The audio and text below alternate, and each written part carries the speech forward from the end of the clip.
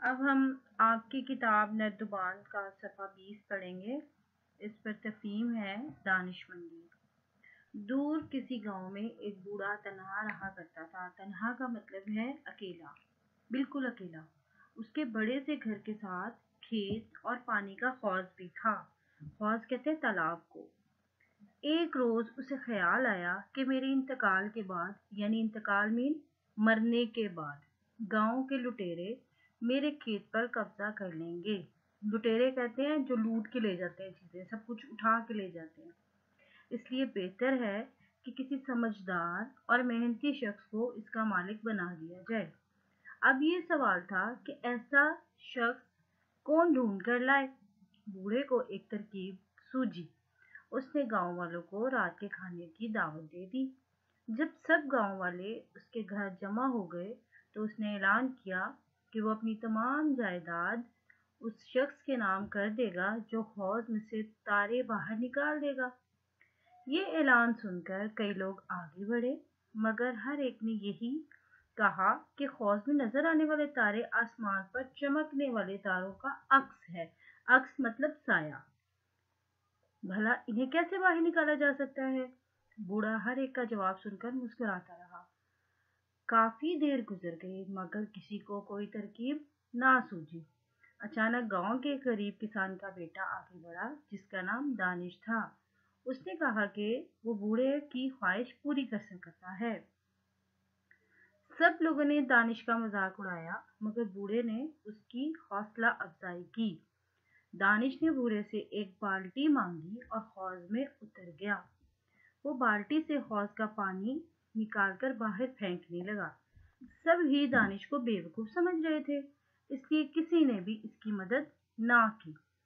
آخر کار دانش نے حوض سے سارا پانی نکال دیا اور بوڑھے کو کہا کہ یہ لیجئے جناب، آپ کے حوض سے تارے نکال دیے ہیں۔ لوگوں نے دیکھا کہ جب حوض سے پانی نکل گیا تو وہ خشک ہو گیا اور یوں تارے بھی غائب ہو گئے۔ تارے کیوں غائب ہو گئے تھے بھلا بچوں؟ اس لیے کہ ان کے اوپر پانی تھا تالاب میں اور ان کے اوپر عکس پڑتا تھا تاروں کا۔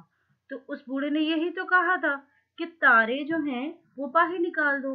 اس سے یہ ترکیب سوجھی کہ اگر وہ پانی باہر نکال دے گا تو پانی پر تاروں کا عکس ختم ہو جائے گا اور عکس ختم ہونے سے تارے بھی ختم ہو جائیں گے، غائب ہو جائیں گے۔ بوڑھا اس لڑکے کی ذہانت اور محنت سے بہت متاثر ہوا اور اپنا پورا کھیت اسے انعام میں دے دیا۔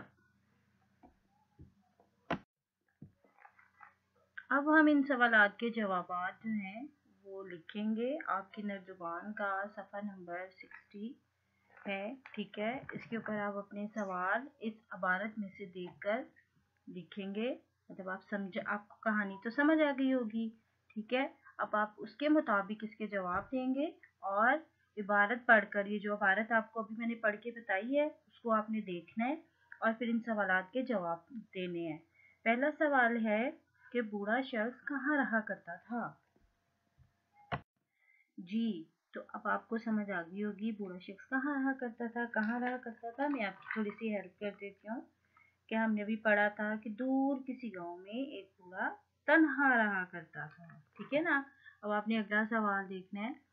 دوسرا سوال جو ہے وہ یہ ہے کہ بوڑھے شخص نے اپنا کھیت کسی محنتی شخص کو دینے کا فیصلہ کیوں کیا، ٹھیک ہے، اس کو آپ نے دیکھنا ہے۔ پھر اگلا سوال ہے دیکھنا ہے اور اپنی بک کے اندر اس کے جوابات لکھنے ہیں۔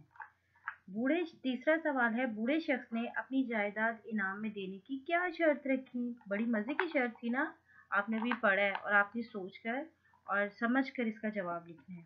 اگلا سوال ہے بوڑھے شخص کی شرط سن کر لوگوں نے کیا کہا؟ اس سے اگلا سوال ہے کہ کسان کے بیٹے نے بوڑھے شخص کی فرمائش کیسے پوری کی؟ اور یہ تو بہت ہی زیادہ دلچسپ ہے، آپ کو اس کا جواب بڑا آسانی کے ساتھ مل جائے گا۔